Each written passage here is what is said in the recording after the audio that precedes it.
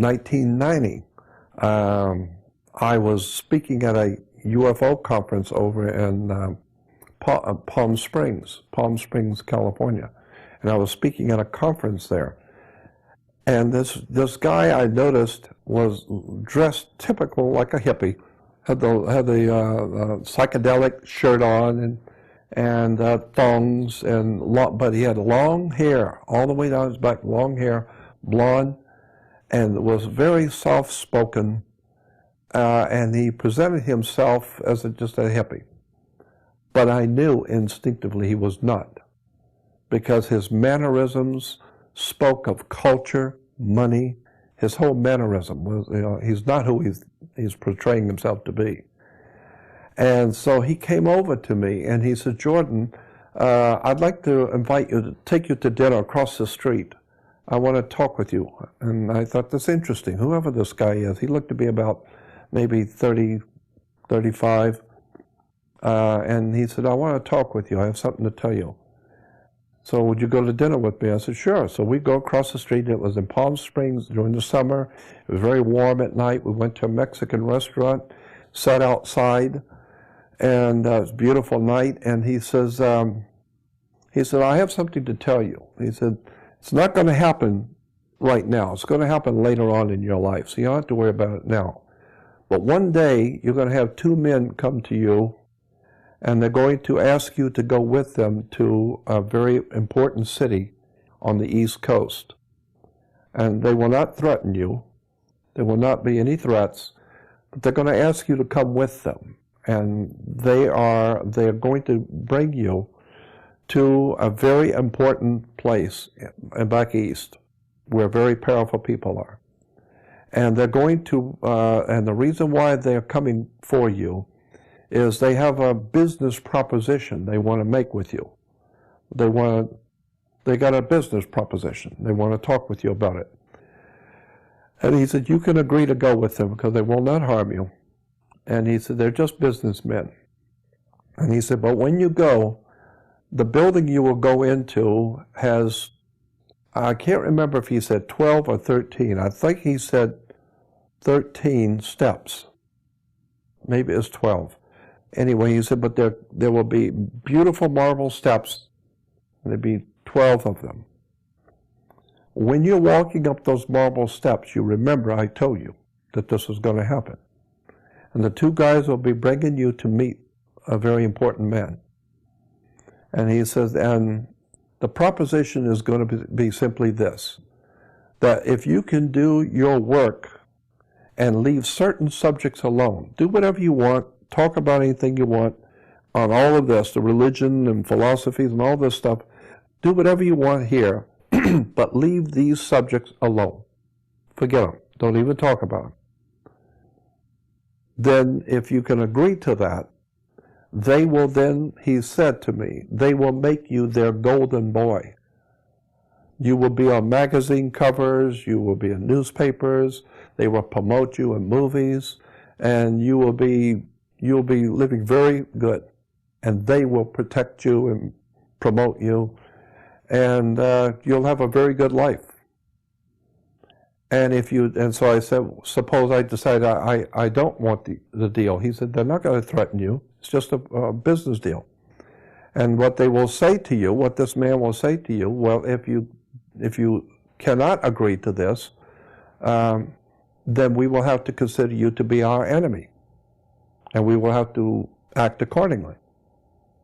And he said, and they made a very big point of this. He said, they will tell you that you don't need to make a decision now.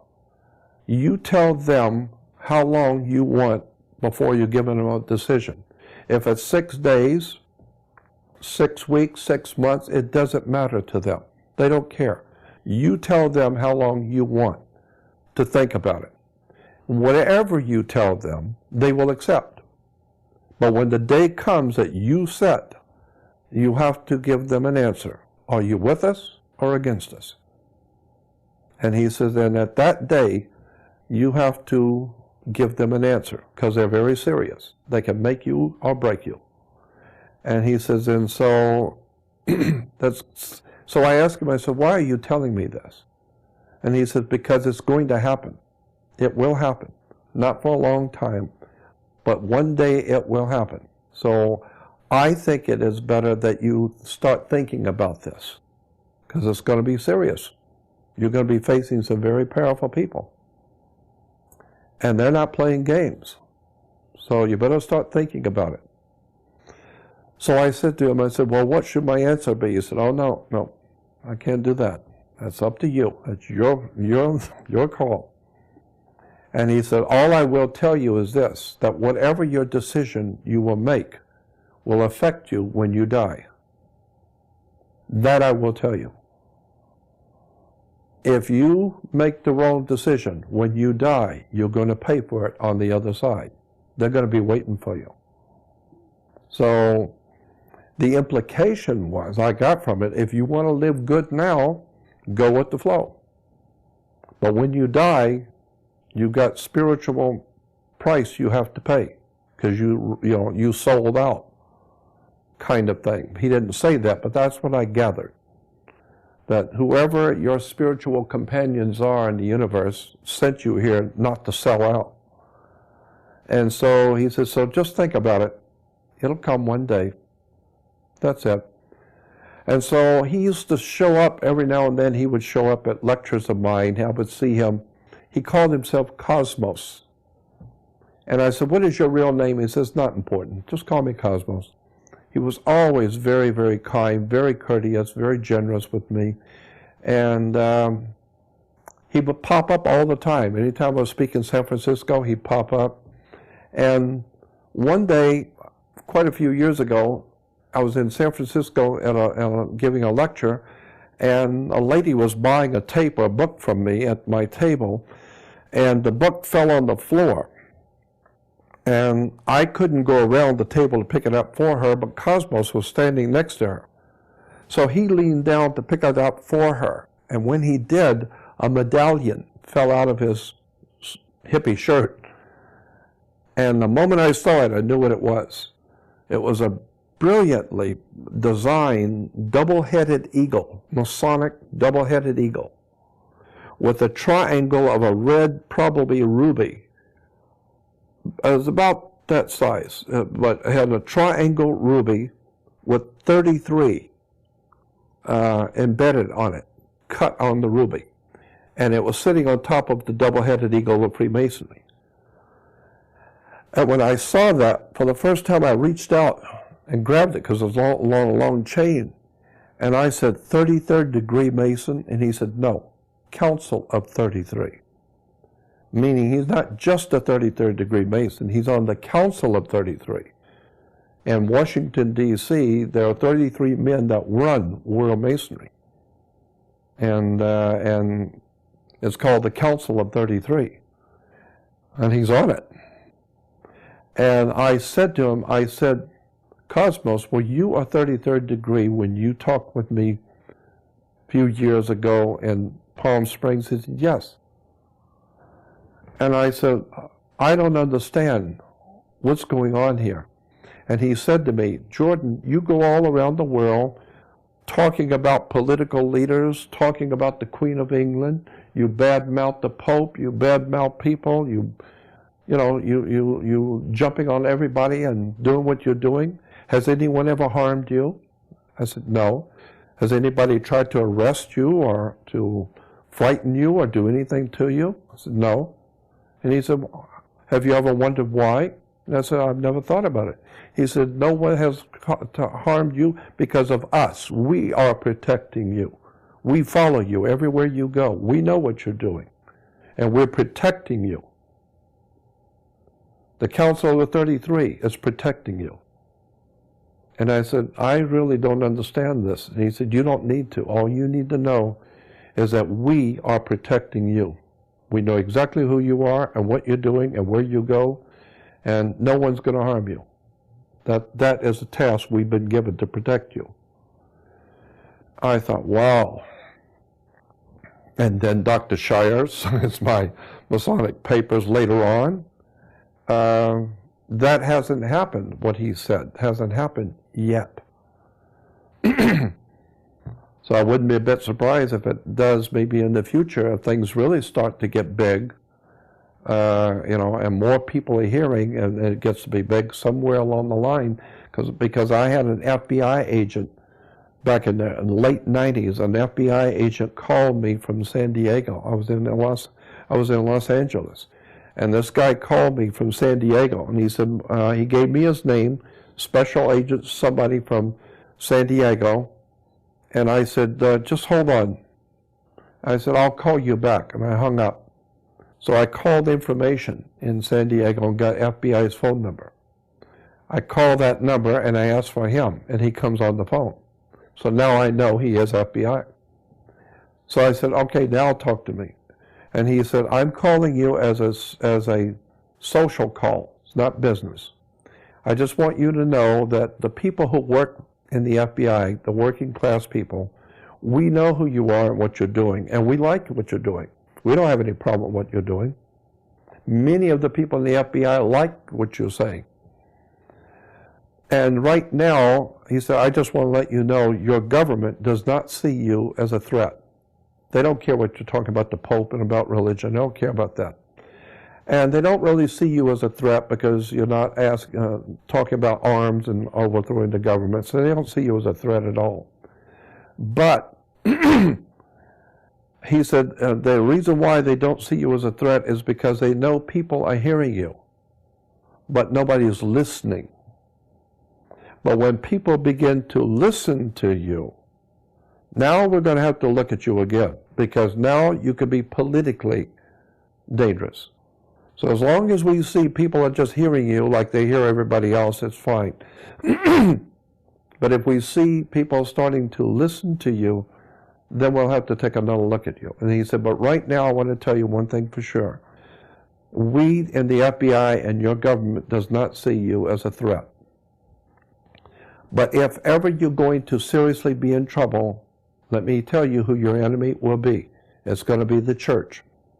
It's most likely going to be the Catholic Church, but it's going to be the church. Christian church will be your enemy, because the Christian church is the biggest organized criminal syndicate in the world, and we know it. The people who are actually running Christianity, both Protestant and Catholic, behind the scenes are the world's best criminals, and we know that. So he says, so when you're messing with the church, you're messing with underworld criminal syndicates.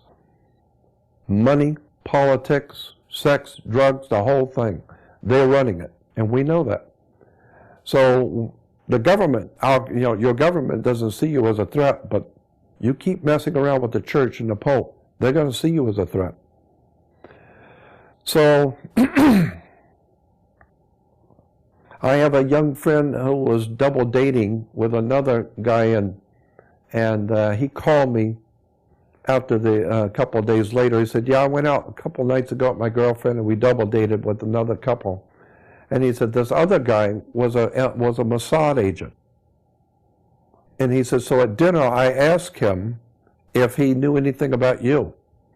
And he said, yeah, Israel knows all about Jordan Maxwell.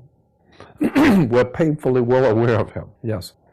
However, there's nothing we can do about him, because he doesn't suggest taking up arms, guns, nothing. So he's only talking, so there's not much you can do about it. But he said, but Israel feels that he could be a very serious threat to Israel if he undermines our religion. If he undermines the Jewish religion, that will reflect on Israel politically in the Middle East, and that would be very dangerous. So we're watching him. But there's not much we can do about him right now, because he's not suggesting overthrow of governments or anything. So I just think those little incidents are interesting. I was speaking at a conference in Pasadena, mid-90s. And there was like 600 people in the audience. It was a very big conference at a big hotel in Pasadena. And I was a keynote speaker on Saturday morning. I spoke for 2 hours. And about a week before the conference, Norio Hayakawa, who Bill probably knows, Norio Hayakawa, and Gary Schultz were putting it on, and the name of it was called Need to Know Seminar. And Norio and Hayakawa and Gary Schultz put on the best shows. I mean, it was sensational. It was really a really interesting event. They had great speakers, and it was a great event. But Norio and Gary called me about a week before the event and said, we're going to go over to the hotel just to look around. You want to go with us? I said, yeah, sure. So we go over to the hotel, and so Norio says to me, he says, well, what kind of a presentation are you going to do, and what do you need? Do you need a chalkboard or a slide projector or what? And I said, no, I'm not going to do any of that. I said, just give me a table. I want a long table so I can lay all the paperwork out, and I want to be like a teacher, just the chair at the table on the stage, and I just want to talk to the audience.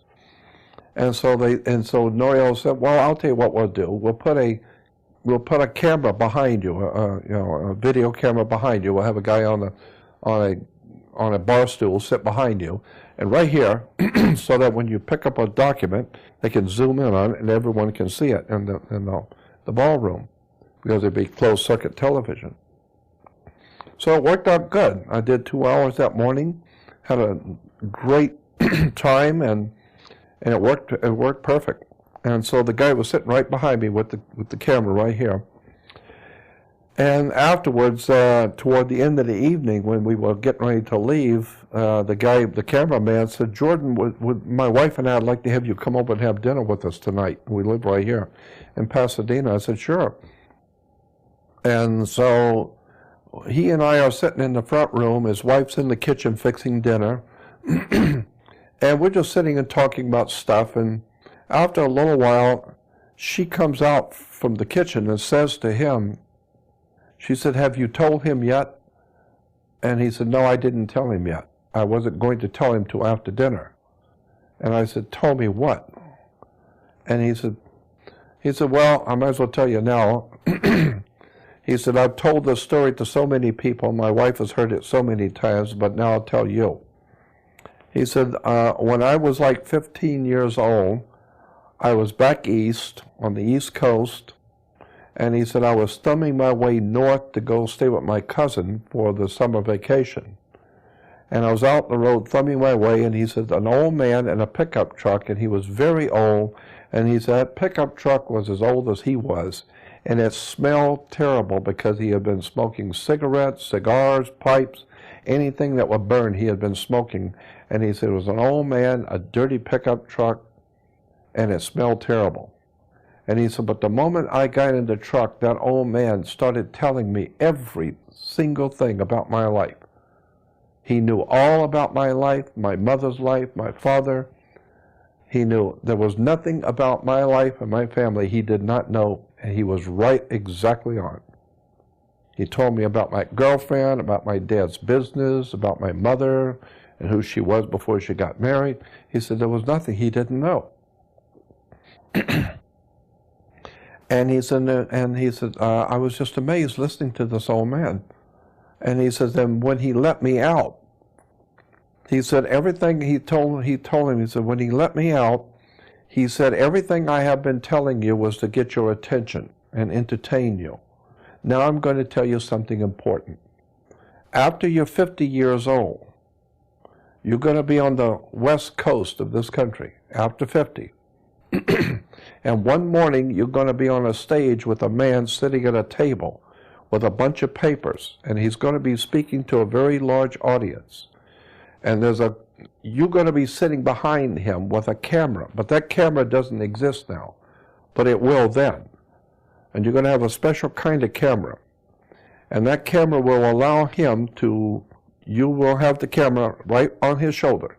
And when he picks the paper up, that camera will allow people in the audience to see what he's talking about. But that kind of camera doesn't exist now, but it will then. And when you find yourself on the stage with that man sitting at the table talking to the audience, you tell him, I put him there. He's not there by chance. I put him there.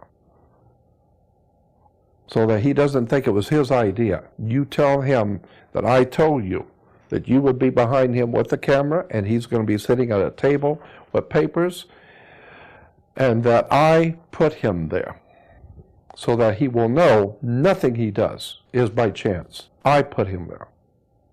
He does what I tell him to do.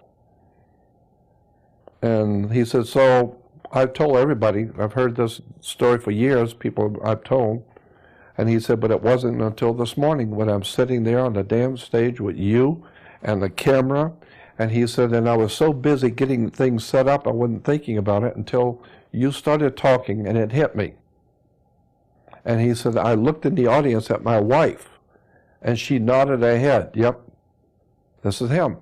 And she said, and he said, I was shocked. I just turned 50 years old. I'm sitting on the stage with a camera behind you. And he said, you would be sitting at a table with the papers on a table, talking to the audience. And he said, so I have to tell you that I was told, like, 35 years ago, or whatever it was, that I would be sitting with you this morning and that you would be sitting at that table doing what you're doing. And he told me to tell you that that wasn't your idea. So you can think that was your idea, but he told me a long time ago what you were going to be doing that this morning. So I thought, wow, man. So I was visibly shaken, emotionally shaken, and tears came to my eyes. I got up and left. I walked out. He was upstairs. I remember walking down at night, and I took a long walk, and he came out to walk with me. And there were tears in my eyes because I was scared. That was frightening to me. And I said, I don't understand. He said, I don't either. I'm just telling you what the old man said. I don't know how to explain it either. But he told me that you're going to be doing what you were doing, and I would be sitting behind you with a camera. And when that happened, he told me to tell you that wasn't your idea. He put you there this morning. So I thought, well, what a trip. And clearly that old man wasn't just an old man. Clearly. And it fits exactly with the story of the girl's father when you were 19. Exactly. He clearly wasn't just the girl's father. He was something completely different. Totally. You and I are just guessing here, but maybe they were just taking that form for the purposes of leaving a message. And in both cases, that message seemed to be something that indicated that they knew exactly what you would be doing at a particular time or phase in your life in years to come, which was all part of some orchestrated plan.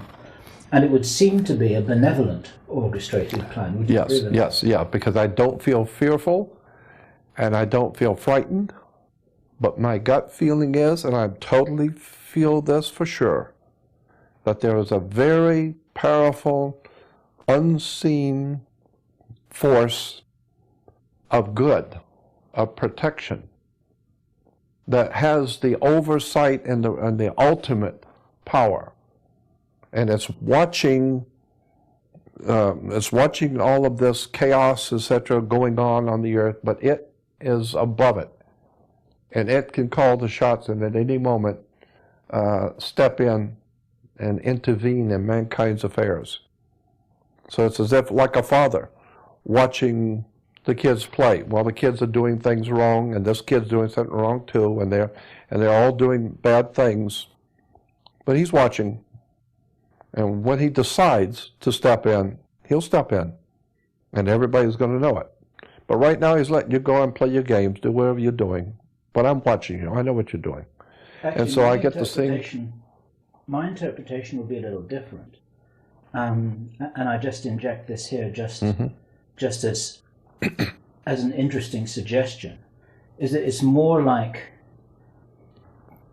a referee or an umpire in a ball game who's keeping things fair so that the key participants have got a good chance in the game without being overwhelmed in such a way that I like your, yeah, I like that. Yeah, I like that. I think you're right. That kind of sounds right. Making sure that the thing is balanced. Because I don't believe that the outcome is certain or fixed at all. But I like to think, as you know, we've talked about this privately, Yeah. that you and I and tens of thousands of others are here, and we wouldn't have showed up here this lifetime if this game was fixed and the whole thing was going to be predetermined to some sorry ending. I don't believe that at all. I think that we are in with a chance in this game, and I think that's why we are here, because it is fun. And every now and then what intervention there is something that keeps that game balanced in such a way that we get a chance to exercise our own responsibility for a good outcome if we're smart enough. And that's my personal take on that. And What's your response to that? You and I have discussed this back and forth, but I totally agree with you. Yeah, I think you're right, that there's some higher force. Well, I know there's a higher force. I know that there's a higher matrix of power. That I know. And I know it's protecting me and others. And I know it has its own agenda. These things I already know for sure. Tell the story. It's a long story, but it's an absolutely wonderful, staggering story about the experience that you had with Paul Tice with Paul and Ivy. And Ivy. Yeah. Up in the Nevada desert, Right. near Area 51, Yeah. Rachel, Nevada, the little alien Right. in the desert. Do tell that story. I had a friend, a Mexican friend, who worked at General Motors. He was upper management at General Motors in Los Angeles, and he was getting married, and he lived in Palmdale, which is about 50 miles north of Los Angeles. And so he was getting married, and so he wanted me to be the best man at his wedding. And so the idea was that Saturday morning, we get married that night, Saturday morning I was driving up to stay with him while they were getting ready for the wedding that night. And so I went up to stay with my friend, and while the girls and the girl and her mother and her girlfriends were out shopping and whatever. And so the girls went out to the market. And they came back from the market, and there was an old guy in an old beat-up car following them. And when they got out of the car, he gets out of the car and follows them up to the house. And Carlos and I are sitting there looking at this old guy coming, and he said, "Who is this?" I don't know. And so when she comes in, she said, "This man met us in the market. And he said, I know that you're getting married tonight, and the best man at your wedding is at your home, and I need to talk to him." And she said, "How do you know I'm getting married?" He said, "I already know who you are. I know you're getting married, but the best man at your wedding is at your home, and I need to talk to him." So she said, she obviously didn't see him as a threat. And so I said to him, "Well, that's me, so talk to me." He said, "I've been told to tell you something, that a year and a half from now, you're going to have an extraordinary encounter with your friends from out there. And they sent me to tell you that. And the event is going to happen way out in the desert." And I said, "Well, sometimes I go out in the desert here in California and look for UFOs." And he said, No. This is not going to be in California. It's going to be east of here. And it's going to be way out in the desert.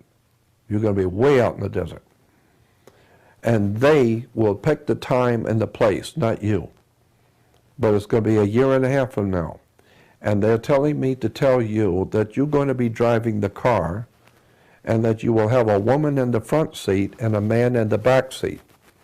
And they will see to it that you have a woman in the front and a man in the back.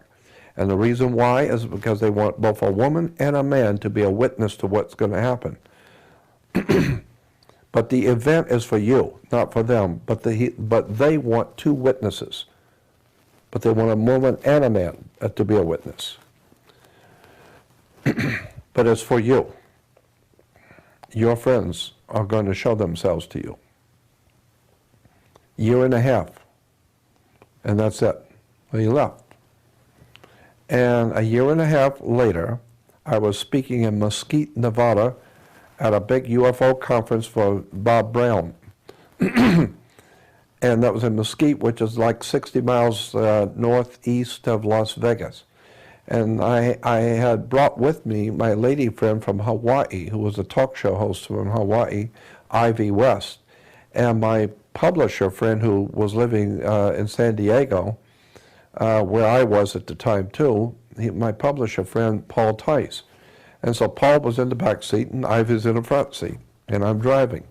And we're coming back from Mesquite Sunday morning early, and just as we're getting into Las Vegas, I said, out of nowhere, I said, have either one of you ever been to Area 51? They said, no. You want to go? I said, yeah, let's do. Well, I had been given an invitation to go to the Little Alien by Joe and Pat Travis, who owned the Little Alien, because they used to hear me on my show. I used to do a radio show, a late night talk show in Las Vegas. And so they would hear me. So they used to call me and say, come up as our guest, come up and visit. And so I never did. But so we decided, okay, we'll go. So I called them, and they said, yeah, come on up. So on the way up, it's 135 miles north of Las Vegas in the high desert of Nevada. It's a little Mickey Mouse, and I do mean small, little establishment out there in the middle of nowhere. And it's actually just a big restaurant bar, and then there's about 6 or 8 mobile homes which are rented out the rooms like a motel, but they're little mobile homes. They rent them out like a motel. And then there's a mom and pop grocery store and a little service station, and that's it. You know. And it's called Rachel, Nevada. And so, and across about a mile or so to the mountain, on the other side of the mountain is the military base, Nellis Air Force Test Range, and very highly secret stuff going on out there. So anyway, we're driving up, and so I told Ivy and Paul about the prophecy, and I said, here it is, and exactly a year and a half later, and he said I'd be driving on a woman in the front seat and a man in the back. So I said, don't be surprised if, something happens to us. I don't know. So I'm glad I told them before it happened. So we get up there, and that night we're sitting around at the bar and talking, and so when they were getting ready to close, I asked Joe and Pat, the owners, I said, where do we go to see UFOs? Because it's a very famous place, Area 51 for UFOs. So Joe said, Joe's with his cold humor, he said, you don't have to go anywhere. They saw you. He said, just sit out here in the car. They'll find you if they want you. And so Pat said, well, if you want to go where all the tourists go back out on the highway. And this is out, a highway out in the middle of nowhere.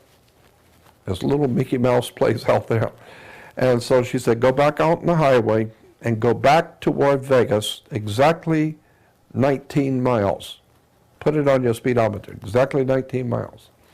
Because at the 19-mile marker, you will see a big mailbox and a big parking area and a road. Park at the mailbox. And there's one of the flight paths is over the mountain right there. So anything coming in or going out is going to go over your head. So if you're going to see something, most likely that's where it will be. So go back to the mailbox. So we get in the car, I'm driving, a woman in the front seat and a man in the back, and I get out on the highway, and instead of turning right, which he just said, to go south, I turn north. Turn left and go north. Ivy didn't catch it, and Paul didn't catch it. We're just talking, and we didn't realize we're going the wrong way. So we slowed down. Now it was like 11:30, 12 o'clock when we left. When we got out to the 19-mile, we were slowing down, and then Ivy says, wait a minute, we're going north. She said, go south. So I said, all right, well, why don't we just turn around and go back? We got the room for the night, and we'll go back out tomorrow night and do it right. So she said, okay, so we'll stop. Well, now it's like midnight, and it was totally overcast. You couldn't see nothing, totally overcast. And it was like midnight, and it's 20 miles north of Little Alien, which is 135 miles to start with. Now it's 155 miles out in the middle of nowhere.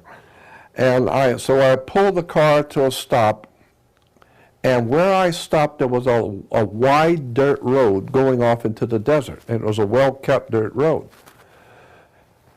And Ivy said, let's go out in the desert. Let's drive out there. And I said, Ivy, you're in the desert. You're not going to see anything out there that you wouldn't see here. And tonight, you're not going to see nothing anyway, because it's totally overcast. I don't want to go out in the desert. And Ivy insisted, and Paul, jumped in and said, let's go out in the desert a little bit. And I said, why? Go out in the desert. So I drive out in the desert, I'm driving out, I go out 2 or 3 blocks, and all of a sudden I got this overwhelming feeling that we had done something wrong, and I was legitimately scared that we had done something wrong. And I said, Ivy, I'm getting out of here. I don't know what it is. We didn't see any sign that said stayed out. No, nothing like that. I just felt something was wrong. I stopped the car, I backed it up. And just before I took off, Ivy and Paul jumped on me and said, just stop the car. There's no signs, no bases or anything. Just stop the car, we'll get out for a minute. I said, Ivy, something is wrong, I'm feeling it. I want to get out of here, I'm serious. And she stopped the car. We'll get out for a minute. So I turned the key off. We get out, and when you shut the door and the lights are off, there's no stars, no moon, it's totally overcast, it's pitch black. No light, period. And you have to hold on to the car. I can hear voices, but you can't see anything. And that's a spooky feeling. I've never had that experience before. And in the total darkness, any light you see immediately. And so while I'm we couldn't have been out of the car 30 seconds, not even 30 seconds. And all of a sudden, the cloud opened up, like a little bit of an oval opened up. And you can see stars. Well, the moment it opened up, we all 3 saw it, because there's no light. Any light you see immediately. And Ivy said, look, the clouds are opening. And when she said that, 2 bluish-white disc-shaped things, glowing bluish-white, were absolutely gorgeous, beautiful. They came in when the clouds opened up, but when they came in, they didn't fly in. They kind of floated. They just floated in, and they floated close to the cloud above them so that the light was reflecting on the cloud above them, bluish-white, and they were glowing bluish-white. And as they came in, 2 of them, beautiful saucer-shaped things, very slow. And while we're watching, 5 more came in behind them. Now there's 7 bluish-white discs, and they come over us all of a sudden and stop. I was absolutely frightened. I've never seen anything as beautiful and awesome and otherworldly than 5 glowing bluish-white disc-shaped things stop over you. And instantly they change. And they would, in a quarter of a second, boom, they all changed positions. I thought, God, how'd they do that? And then all of a sudden, boom, boom, boom, boom, and change again, and locked. And I was shocked. I know what the G-force for moving something that quickly. I mean, like that. And it was locked and stayed in place. And I said to Ivy, I'm getting out of here. I don't know what this is. I don't want to know. I'm scared. I want to get out of here. And I got in the car. I cranked it up. And Ivy and Paul loved it. They said, God, look what they're doing, how beautiful they are. 7 of them. And I said, get in the car. You're going to walk home. I'm leaving. And they got in the car because they knew I was serious. They rolled the window down and looked out as I flipped on the lights and took off. And when I flipped on the lights and took off, Ivy and Paul went totally berserk. Now they're both frightened, and Ivy and Paul are screaming and crying and yelling. Now she's really frightened. Now she's scared. Me, I was already scared. But now I got a woman in the front seat who's going ballistic on me, and I'm already frightened. And I'm screaming at her to shut up. And I'm driving fast. I'm speeding toward the highway, and all I could think of was I don't want to overshoot the highway, and go out on the other side and crash the car. But she's yelling and screaming, and so was Paul. And I stopped the car quickly, and it was very quick, maybe 2 seconds. I just stopped the car and opened up to see what they were screaming about, and those things were right down on us, big. Still bluish white, but very big, moving all around. I was frightened to death, and I got shot to the highway. And as soon as I could see the highway coming up, I knew I was going too fast, so I hit the brake and skidded all the way up to the highway. And as I came out the highway, the car skidded sideways. And the moment we hit the highway, all three of us felt totally safe again. All three of us felt it. We're all right now, on the highway. And the saucers had gone, all seven of them had gone back out into the desert. And I can't remember exactly how they disappeared, but I'm trying to remember, they went back out in the desert because I was so frightened, and I was, with them, and the car lights were on, and we got out of the car, we stood there talking to each other, and they had gone back out into the desert and they're gone. That's it. And my heart was pounding, and I was absolutely frightened. And there was tears in my eyes, and I was legitimately frightened. I've never seen, they not only were able to do things which I would say is unworldly. It's not possible to be done. Humans don't have that kind of technology that I saw, that we saw. And that scared me, because first of all, if it is human technology, then we're about 1,000 years ahead more than you think we are, if we could do this. And if it isn't us, then that means it's somebody else, and that's even scarier. Either way, we're in trouble. And so we stood out on the highway that night, and the emotions were absolutely incredible. She was crying, she was laughing, Paul, we were frightened, it was beautiful, it was awesome, it was scary, it was horrible, it was wonderful, it was just everything. Just blowing emotions. And we were like children who had been frightened. And when we finally decided to go back, I'm driving back slow, and was shaking. And we go back, and we had already got a motel. We were staying in one of the mobile homes. And when you go into the mobile home, you go in from the middle of the thing. So you walk directly into the mobile home that we were staying into the bathroom. And on both sides of the bathroom are bedrooms. And one bedroom had 2 beds, and the other had 1. Well, I'm not about to sleep by myself after this. And Ivy, as a woman who could take care of herself, if there's ever going to be a street fight, I'd like Ivy to be with me. And so I said, Ivy, why don't you and I take this room, and Paul can have the other rooms? Paul said, okay. So Paul's by himself, and I've got Ivy in my room. And so that night, for about a half hour, 40 minutes, we laid in bed talking. I could hear him in the next room. And we're talking about, what did we see tonight? What the hell was that all about? Was that our technology or somebody else's? Well, all three of us knew that was not human. What we saw tonight was not human. So the next morning when I got up, Ivy and Paul had already gotten up and gone to the restaurant to have breakfast. And when I went over there, they're sitting at the table with a bunch of people around talking to them. So I figured they're telling them what happened to us last night. No. Ivy and Paul were talking about the alien that came in the motel last night. An alien came in the motel.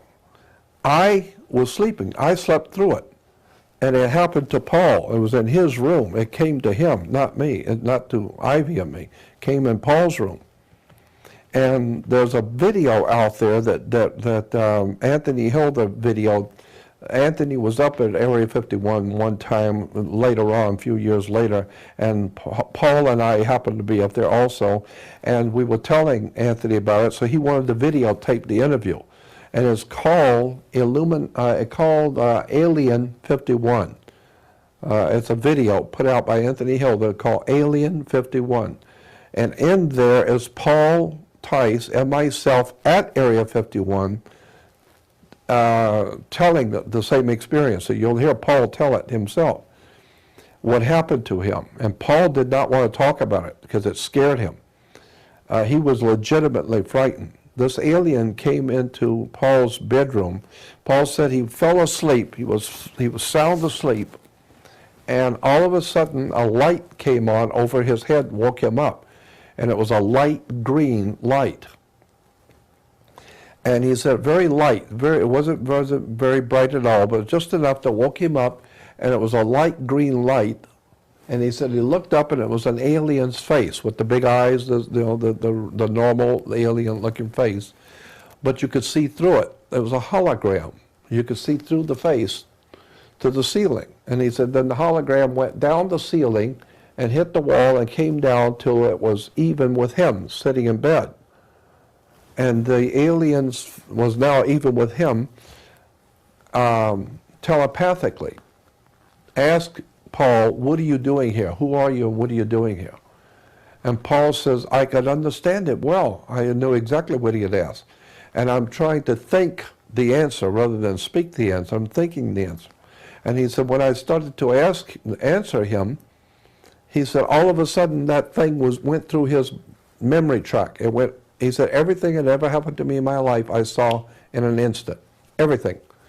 He said, it was able to download my psyche and my brain to see everything I'd ever done. And he said, I knew I had no control over it. I was just seeing everything in my life going by. And he said, then this alien told me, telepathically said, you're okay, you're all right. And he said, and then it went through the wall. But the other thing, he said, while it was talking to him, the room was moving. He said, I could see the door going past the alien. I could see the window going past the alien and the door coming back around. And he says, in my mind, I was seeing the wall circulating, but it was staying where it was and not moving. And he said, when the alien told me, you're all right, you're okay, it backed out and went backwards and went through the wall. Well, Ivy said that she was laying on her left side looking into his room, and she said when she woke up, something woke her up, and she saw this glowing green color on his wall. And the moment she woke up and saw that, she said a small, tiny pin light, red little light, came through Paul's room and zipped in and came right over the top of her. And she was paralyzed. She said, I couldn't move, I couldn't scream, I couldn't do anything. I couldn't move. This little red thing was sitting over the top of me. And she said, and I saw the light go. It went. That little red light shot back out and followed it, and it was gone. And she said, so I got up and went in there and sat with Paul. She said, you were sound asleep. And she said, and so Paul said that this thing had told him, you're okay, you're all right, and it left. And so I'm listening to this, and I said, I didn't see anything. And when I said that, Pat Travis, the owner of the restaurant, she's very knowledgeable about UFO stuff. And Pat said to me, she said, no, they know who you are.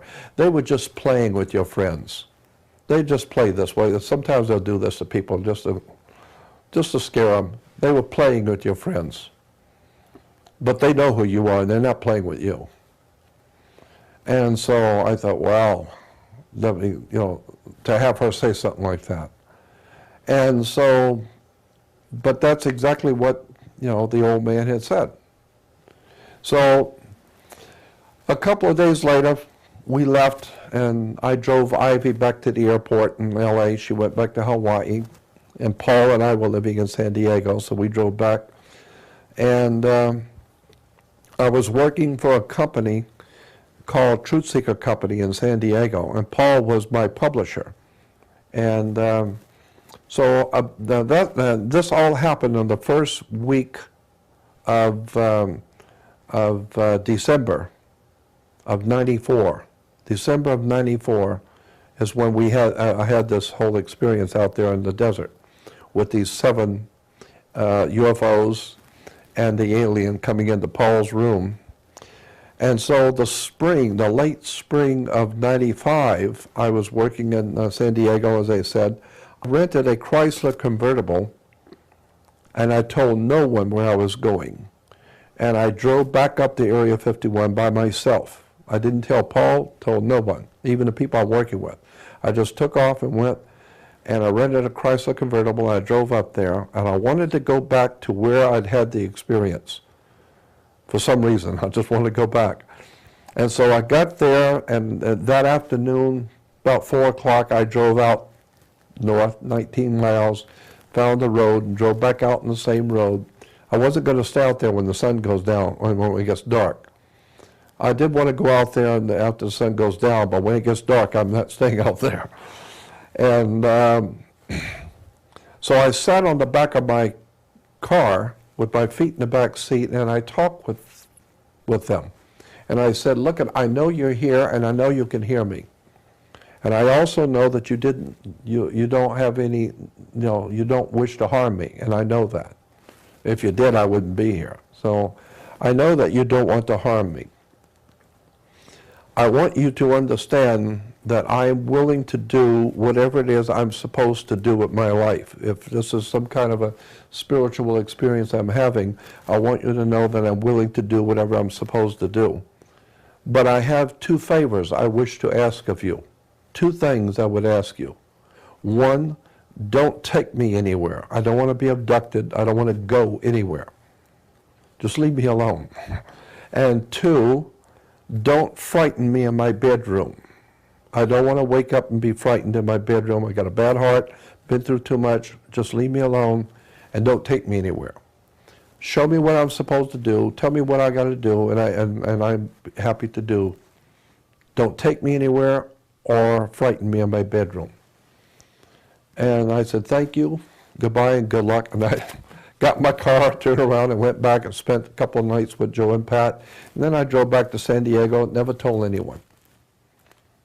About 3 or 4 weeks later, Paul Tice calls me and says there's a young lady he heard about down on Coronado Island in San Diego. Coronado, little island off the coast, and take a big bridge going over to it. And he said that she's a past life regressionist. And he said, I heard she's really great.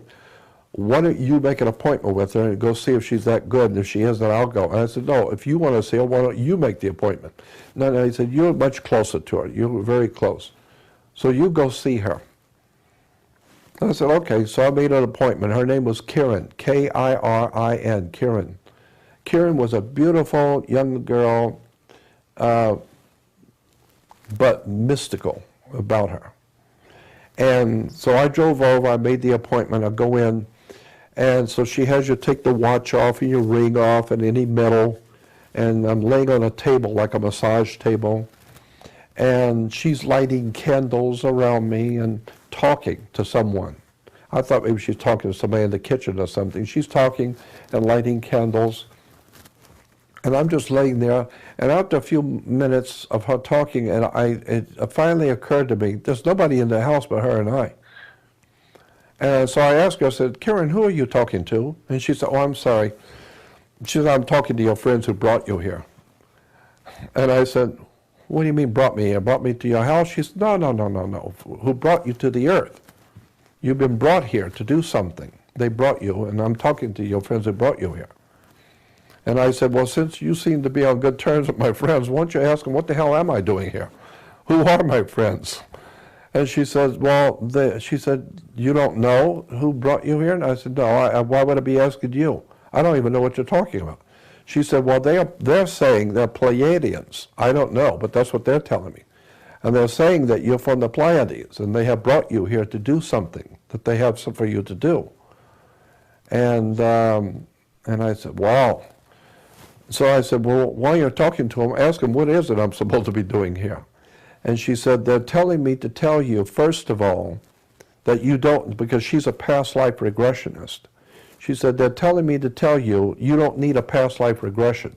You need to get this life straight. Don't worry about your past ones. Get this one right. And then she said, and they're telling me that you are brought here to be a channel. They're going to channel messages through you, but not for a long time yet, not now. But ultimately, that's what they're going to do, is they're going to use you as a channel. And they're going to put you into a position where you will be heard by important people. And when that time comes, they will speak through you. And she said, but they're telling me to remind you, you are not an ambassador, you are an emissary. An ambassador speaks for the government he represents. You do not speak for anyone. An emissary merely delivers a message. You're not speaking for anyone. And they're telling me to tell you to make sure you understand that. So that you're an emissary, not an ambassador. And you will be able to just deliver the message, and the message will come from them, through you. But not now. There will come a time when you will be speaking before important people, and the people who are supposed to know will know who you are. You don't know, but they will know. And when they're listening to you, they will know who you really are. And so she said, so they're telling me to tell you, just get this one right. And then she starts laughing. And I said, what are you laughing about? And she said, they just told me something funny about you. She said, they told me about 4 or 5 weeks ago, you rented a Chrysler convertible and you drove up there and went out on the same road that they saw you the last time, and you didn't want to go out that night because you were scared, but you went out in the afternoon and you sat with your feet in the back seat. And I was thinking, I never told anyone this. She was exactly right. And she said, and you sat with your feet in the back seat and you said to them that you didn't mind doing what you're supposed to do, but you didn't want to be frightened in your bedroom or abducted. And they thought that was funny. They got a laugh out of that one. And I said, why would they think that's funny? And she said, because if you knew where you have come from and what you look like where you came from, as opposed to what you look like now as a human, you think you would be scared. Wait till you die and go back to where you come from. That's really going to be a shock to you. And she said, so they just thought that was humorous. You don't want to be frightened? Wait till you die. You've got a real trip coming when you go back to who you really were and where you've come from. And she said, but they're telling me to tell you, no one's going to harm you. We've given you something to do, and we have been watching you from day one. And so just remember, we're watching you, and you will do whatever it is we have in mind for you to do. And I thought, wow, man, I've never heard such stuff in my life. It's an incredible story. I don't know. I'm just telling you what happened. And it all fits together, right? Yeah, it all kind of... These accounts all fit together in a way that suggests, I mean, you've got a number of data points here, then, and you put it all together, and it says that you're sent here, that you're widely respected by everyone, up there and down here, that you've got a job to do, that you're being watched, that you're being protected. You don't know what the heck's going on all this time. I have no idea. Actually, I think it's really funny myself. And here you are at the ripe old age of nearly 70, and you're still trying to figure it out, and you don't even know whether you've done yet what you've come here to do. That's exactly right. And the reason why is because I'm not even sure what it is I'm supposed to do to start with. So how would I know if I've done it? I've always known that I have always had this other world connection. Even as a child, I went out of body. I had spirit entities coming into my bedroom when I was 6 and 7 years old. I saw things and I went out of my body. That's another experience when I was 8 years old. I went out to a terrible accident, and I was there and saw the accident happen. I came back into my body and told my parents what had happened. The next morning in the newspaper, exactly what I said happened, exactly as I said, because I was there and I saw it. And I was there at the accident and we saw all the details of what happened. And the next morning in the newspaper, exactly what I said happened was in the newspaper. And so I've had aliens at my window at night in Florida. When I'd wake up at night, I'd see this little creature at my window. Because I was a little kid, I pulled my bed up next to the window. And in Florida, it's very hot at night. And so I pull my bed right up next to the window, I have a screen. And because I would like to lay in bed at night, look at the stars, and talk to the spirits. And I would wake up in the middle of the night, and there'd be a little head would move. It would not move so quick I didn't see it, but it would move when I woke up, and I'd see it. And I immediately opened up the screen, and the yard was well lit up from a full moon. My dog was out there, didn't bark at all. And yet I know I saw something move, and I would do it many times. Many times I'd wake up in the middle of the night, and I'd see a little head move quickly. And so, but when I look out, the dog didn't see anything, and there's nothing in the yard. Something was there. So I grew up having otherworld experiences, seeing aliens, having demonic spirits come in my bedroom. Some people watching this will already have heard you tell the story in the September 2009 Project Camelot interview. Is it possible that you could give another abbreviated version of that encounter with your girlfriend's father? Oh, yeah. Because that fits together so perfectly with these stories you've been telling here. It's kind of nice if it's all in the same bundle. Yeah, that's fine. In 1959, I was 19 years old, born in 1940, so 59 I was 19, and I ended up in Los Angeles. I had to go to Los Angeles for some reason. So I ended up there. I have no money. I don't know where I am. I'm in a big city. I don't know what I'm doing here. But, you know, I was a kid on the run, so here I am in L.A. And one morning in North Hollywood, I went in a restaurant in North Hollywood, 1959, and there was the place was full, so there's no room anywhere, except for one seat at the counter. So I took the seat at the counter, and there was a girl sitting next to me. She was probably, I was 19, she was probably like 17 or so, a little younger than I. So we started talking, and come to find out, she only lived a couple blocks from me, and I only lived about 3 blocks in town, and she lived 2 blocks from me. She had walked downtown, and I had walked downtown. So we hung around town for a while, and then we walked home together. And then we started meeting on the Saturdays and Sundays. I'd meet her downtown, and we'd just hang out together. And then when we walk home, she lived 2 blocks further than me. So I never walked home with her, but she knew where I lived. And one night, it was on a Friday night, it was a very eventful thing that happens. One night, on a Friday night, she knocked on my door about 10 o'clock at night, and she said, "My dad wants to talk to you." And of course, I don't want to talk to anybody's dad. I said, "I don't want to talk to him. I got nothing to say to him." And she said, "My father is a very important and interesting man. He's got something to tell you. You need to come with me." So I said, "Okay." So I went, and as I was walking with her up to the house, he happened by chance to be coming out of the house. And the moment I saw him, the hair raised up on the back of my neck because of the feeling, the involuntary feeling I got was so overwhelming. And I was shocked at the feeling I got from him. With an immediacy, I knew there's something strange about this man. I'm feeling it already. But I love it. It's not fearful.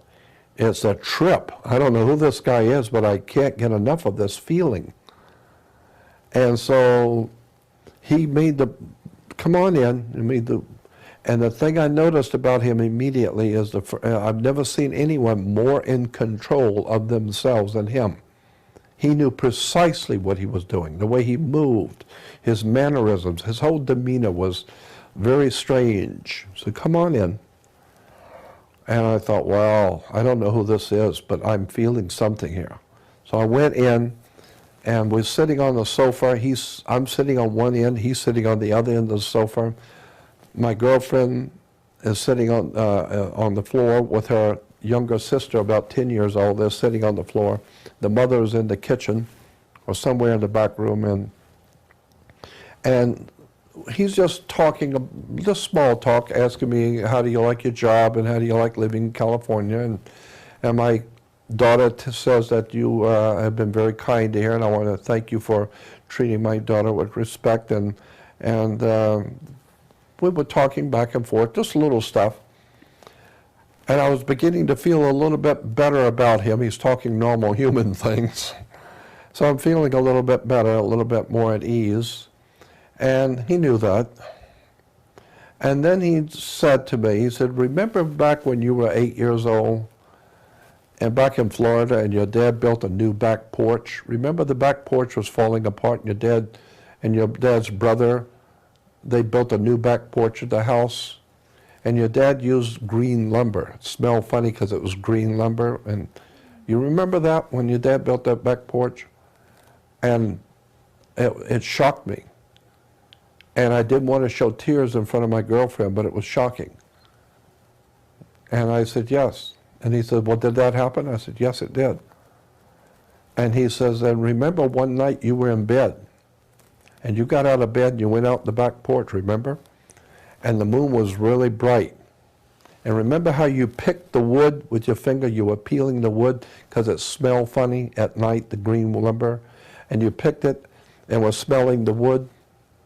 You remember doing that? And again, I was even more frightened. And I said, yes. And he said, well, did you do that or didn't you? I said, yes, I did. And he said, and what else did you do? You talked to God, didn't you? I said, yes. And he said, what did you say to God? Remember, you looked up in the moon and you talked to God. And I was just looking at him. I was scared. And he said, what did you do? You said to God that you would like to do something important with your life. Isn't that what you said? And I said, yeah, that's what I said. He said, well, that's why you're here. We brought you here to let you do something important with your life. After all, you asked. And so we've decided to give you something important to do. And I said, I don't understand. He says, not important. But you did say that, didn't you? Yes. How would I know that? He said, how did I know all of that? And I said, I don't know how you know that. And he said, I know that because we were there. When you were talking to God, we were there. So you wanted an opportunity to do something, so we're going to give you an opportunity to do something. And I said, who is we? Who are you talking about? He said, that's not important right now. You'll learn later. And he said, but we also, he said, you're very interested in UFOs and aliens and spooky stuff like that, aren't you? And I said, yeah, I'm very interested. And he said, yeah, I know. We know that. And he said, would you like to see some UFOs tonight? And I said, yes, I'd like to. He said, well, I can do that for you. Come on, I'll show you. So I got up with him, and the two girls got up. And the two girls, myself and the father, the four of us go out in the front lawn, probably about midnight, 1959, and he looks up in the sky and he starts inaudibly talking. You know, he's moving his mouth, he's talking, but you can't hear him. And then he turns to me and he said, they said they'll be here in a couple of minutes. They'll be coming from over here, southeast. They'll be coming here in a couple of minutes. And I said, who? And he said, you'll see. You wanted to see UFOs, right? Yes. Well, just wait, they'll be here. And so I look at my girlfriend and she's looking at me, and the look on her face was, she was saying to me, yeah, I told you my father was an interesting and important man. I told you. And I was looking at her trying to imagine, is this a trick or but how would he know the things about me that he knew? And who is this man that I'm fascinated with? And sure enough, a couple of minutes later, 3 UFOs, disc-shaped things about the size of the full moon in the sky. That's how big they were, not a little light, full moon size. 3 of them come out over in a triangle formation and stop right over the top of me, right over the top of us. And I'm looking up at this, and the bottoms, they were all 3 identical, making no sound.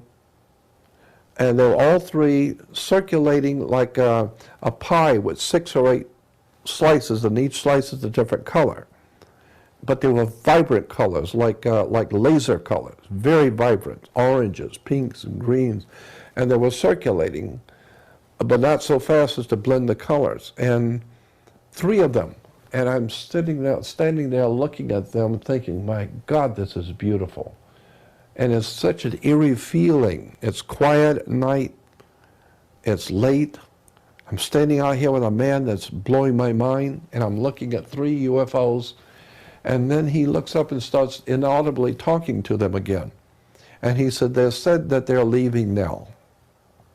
They're going now. And so they did. They started moving. They went north very slow, until they were out of sight. And I said, what was that? And he said, that's us. And he said, why are you in California? Why did you come here? And I said, I don't know. I have no idea. He said, that's right. We brought you here. You said you wanted to do something for God, didn't you? Yes. Well, then we have brought you here so you can do something for God. And I said, what? Oh, I don't understand what you're talking about. He says, we have something for you to do. And we've been watching you from day one. We've already decided a long time ago, even before you were 8 years old. We've already decided.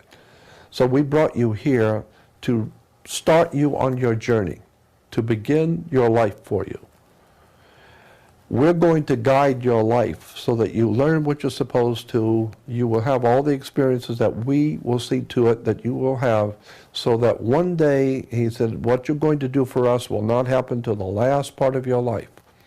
It's going to be the very last part of your life, but when that day comes, you will know what it is you will have to do. You will know what it is you have to do.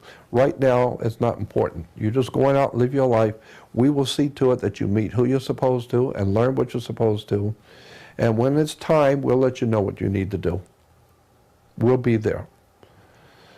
And so I used to go over to his house. That night, he said, to start you on your journey tonight, I'm going to start you on your new journey, where you're going in your life. I'm going to give you a book. The book he gave me was called The Complete Works of Charles Fort, F-O-R-T, Charles Fort. Charles Fort is very well known for his work. He actually wrote 3 books, probably a lot more, but the 3 most important books were put into one big volume now, and so you can get it as a very thick volume called The Complete Works of Charles Fort. And what made his book so interesting, and why the Father gave it to me, is that Charles Fort has documented a thick book on all the strangest things which have happened in the world, which were documented and which have no explanation at all. No one even ventures to even try and answer it. It's just strange stuff that have happened, and no one has any idea how or what it means. And he documents it. But what makes his book so interesting is that he documents everything with every paragraph. Every paragraph has documentation, where he saw this, where he found this, where he got this information, where he got that information,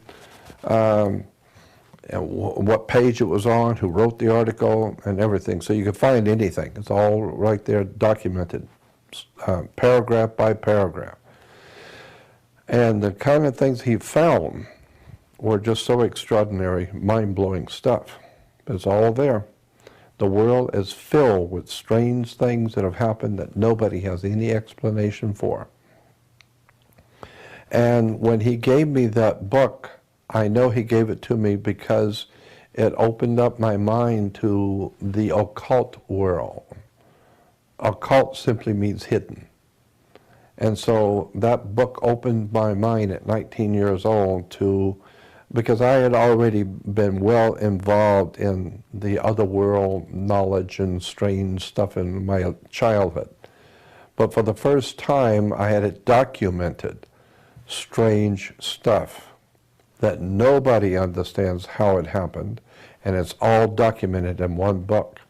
And that I believe he gave me that book to get me started in realizing that the world is far stranger than you imagine. Far, far stranger. I like that one quote of the astronomer, I think it was, who said the universe is not stranger than you imagine. The universe is stranger than you can imagine. That was the great British astronomer and physicist Sir Arthur Eddington. Incredible quote. That's exactly right. And when you read Charles Fort's book, you think, wow, this stuff actually happened, you know, and it just defies your imagination as to what all of these incidents. And so to get me interested, he said, let me give you an idea about what's in the book.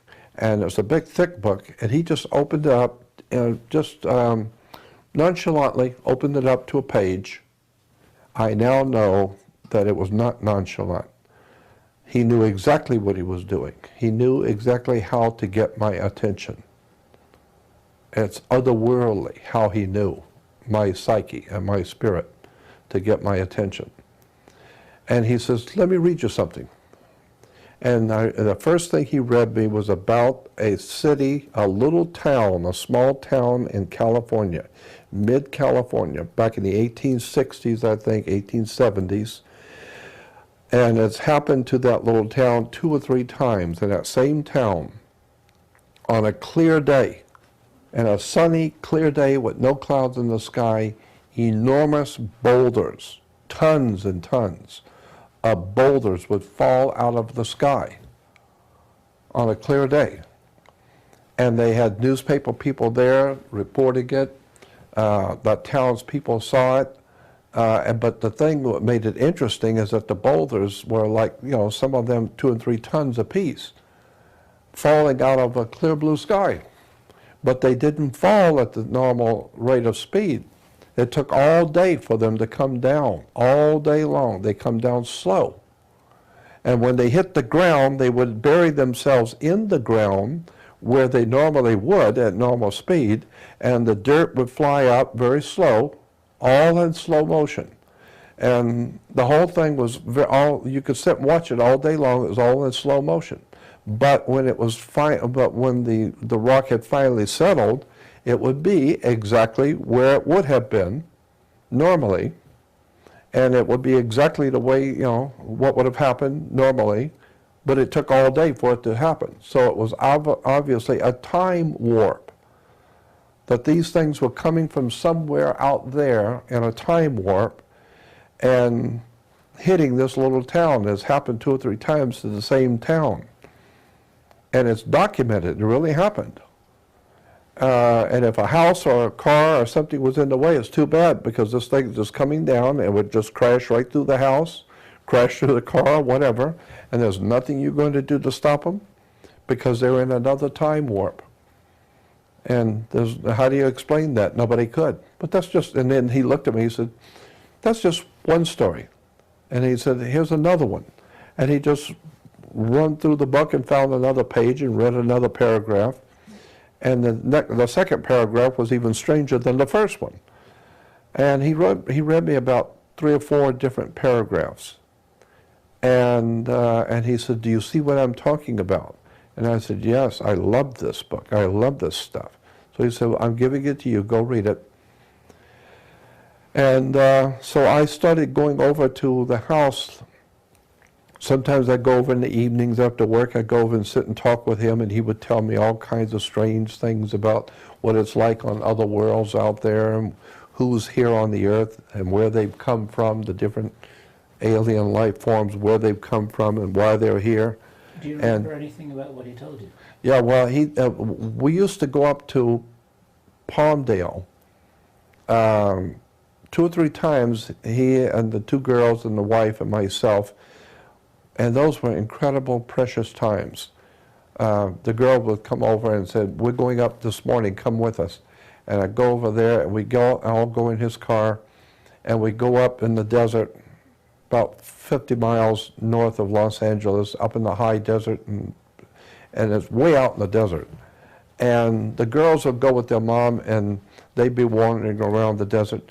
but he and I would go, and he would show me mounds and holes in the mounds and holes in the earth that I'd never seen before. And he says these were made by aliens many, many years ago. And he said, I want to show you, and we went to some mines also. He knew where these different mines were. And but he was telling me that there are certain places under the earth that these particular aliens live, where they stay, and it's under the earth. And he said, I'll show you a couple of the places, but you don't want to go in them. It's their property, not yours. So, and they look at it very jealously as their property. So don't mess with their property. Don't go in. They didn't ask you to come in. And he said, but I you know, as long as I'm with you, you'll be all right, because I'll tell you where not to go.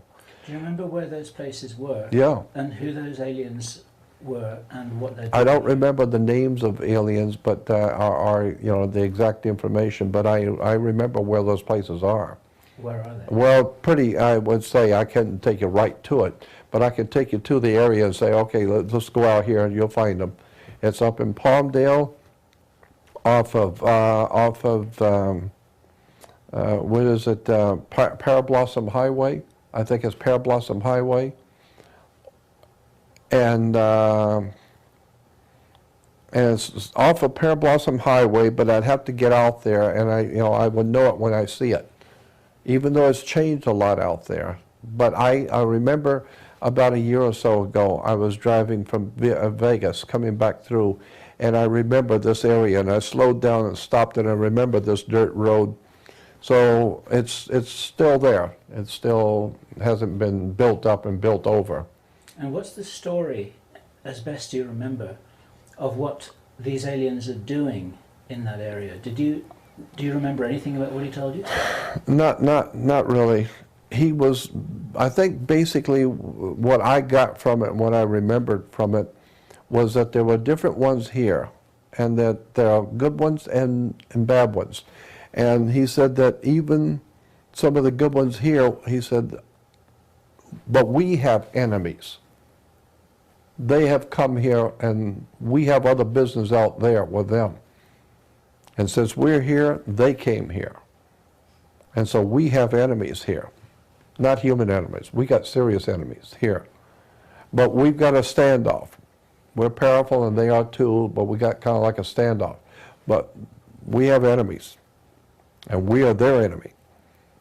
And he was telling me about the reptile aliens. That was back in 1959. And what did he tell you about that? I don't remember specifically, but I just remember him talking about reptile aliens, and I really didn't comprehend what he was talking about exactly.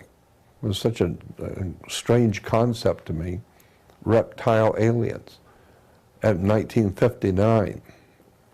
I don't even know what he's talking about. But the one thing that stands out in my mind above everything is that I knew that this man was absolutely of another world, and I connected with it. It was as if I it wasn't that I understood it and was into it. No, this was part of me. It's part of my person, who I am. But he was initiating me into a secret of who I really am. And I felt it. I just felt I'm part of him. I know now who I am, and I know that I'm not of this world.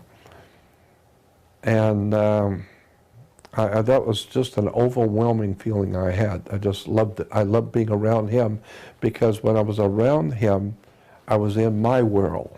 I was with my people, so to speak.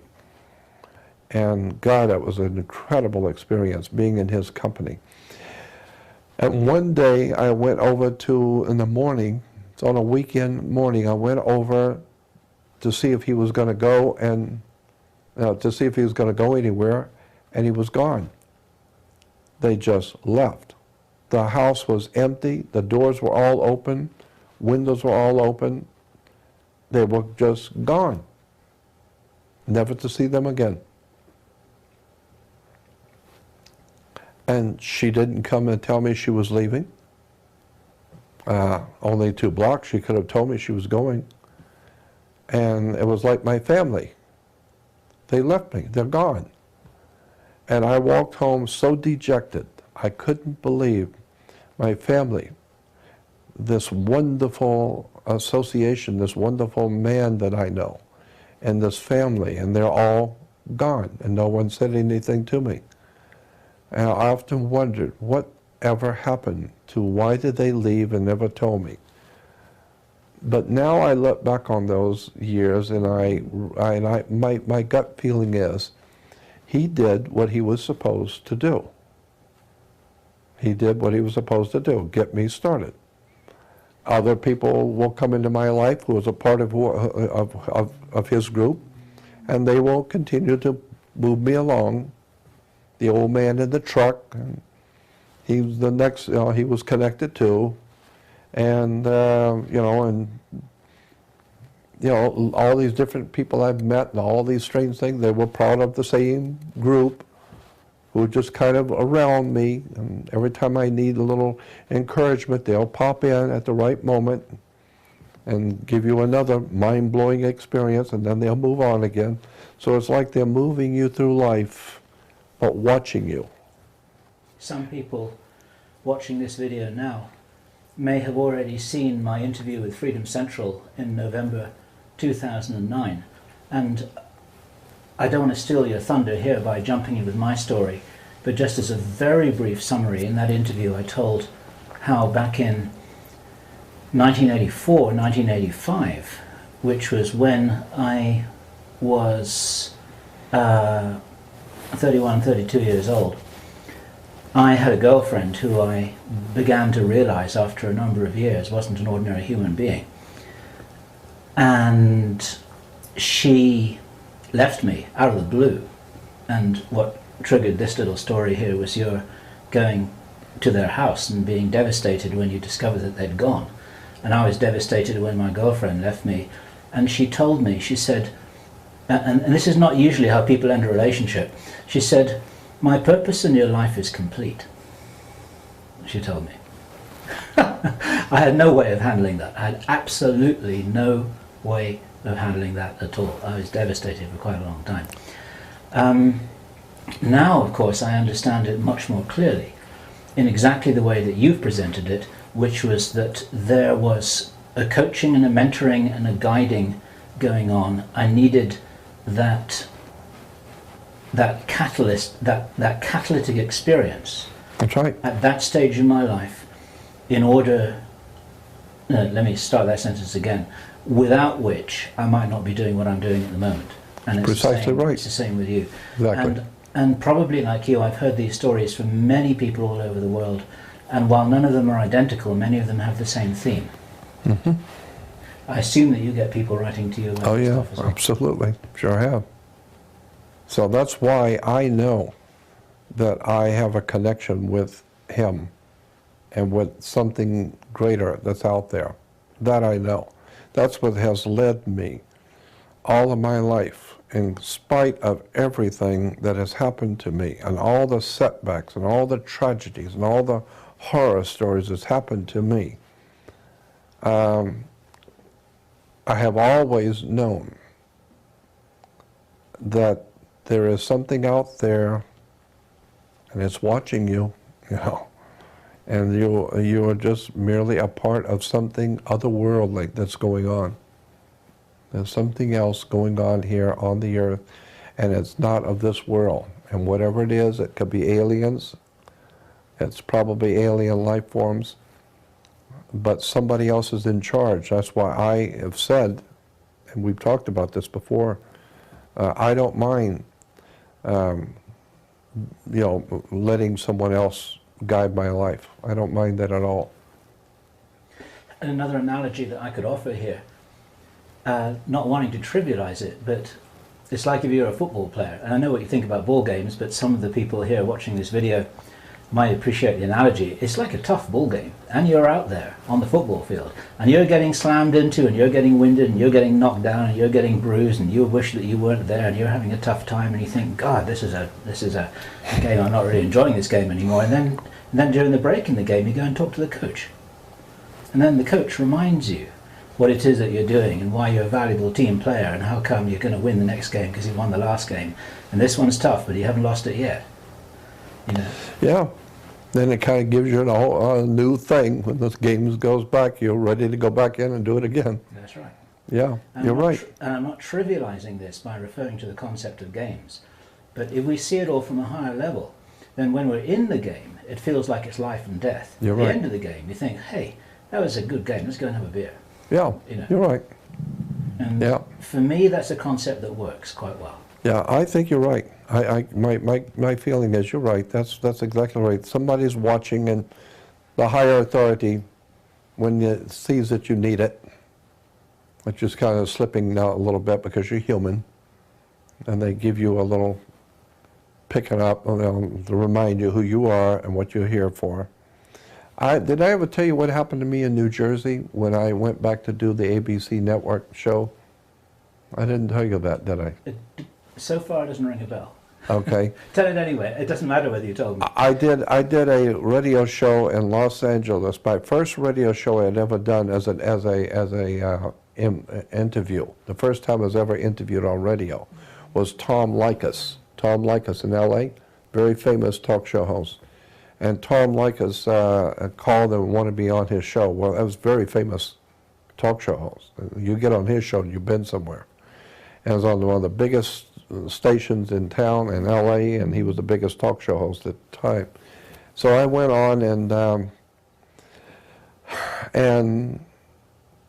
I did a 2-hour show with him. It was the first time I was ever on radio doing an interview. And I got such an enormous response from the audience. But one guy called and said, Jordan, I live in New York. I'm the producer of the Bob Grant show on ABC Network in New York City. He said, would you come to New York and do what you did on Tom Likas' show, come to New York and do it on ABC Network? And I said, yeah, I would love to. Since I don't know what I'm doing anyway. And so I went to New York, and I was, but when I got in, I was on a Sunday morning, I flew into New Jersey. And they had me have a hotel room in New Jersey at the airport hotel. And the next day they would have a car. On Monday, I was going to be doing the interview. They were sending a car to pick me up to bring me into New York. And so I was so tired because I hadn't slept for a day or so before. I was nervous. You know, this is only the second time I've ever done a radio interview, and it's ABC Network, New York City, right? And I'm nervous, and I didn't know what I was doing, but I figured this is part of who I am, so just grin and bear it. And so I got in the hotel room. I was so tired, I just collapsed on the bed. And I said out loud, I said, am I here by myself doing this, or do I have somebody here that can help me? And all of a sudden, the bed lifted up. And as it began to move around the room, I was startled. The bed's floating around the room, and it floated over toward the window. And I remember thinking, if it hits that window, I'm jumping off this bed. I am not going out the window with this bed. And as it comes to the window, it turned around, and the bed turned completely around, and I'm on it, and I'm looking at this bed turning around, and I'm amazed, but I was startled. I don't know what to think of this. And then the bed turned back around again where it was supposed to, and then sat down. And I thought, and I said, thank you. And I guess that's all you can say. You better just go to bed and go to sleep. And I just laid down and thought about what in the hell did I just experience? This bed floated around the room and then floated back into place and sat down. And I was so tired, I just thought, Well, they didn't hurt me, so I'm going to go to sleep. It sounds So- like the coach in your football game has got quite a sense of humour. Yeah, exactly. Am I here by myself? No, the room is filled with things you just don't know. You don't see it. So they moved the bed around. I swear that it just scared me. It was such an experience having that bed move me around the room. It was incredible. In answer to your question, you never Oh, you never told me I that. always get a answer. That's fabulous. The most extraordinary thing I think that's truly off the wall that happened to me, and I've had so many things like that, I'll tell you, but this really happened. As crazy as this sounds, this actually happened.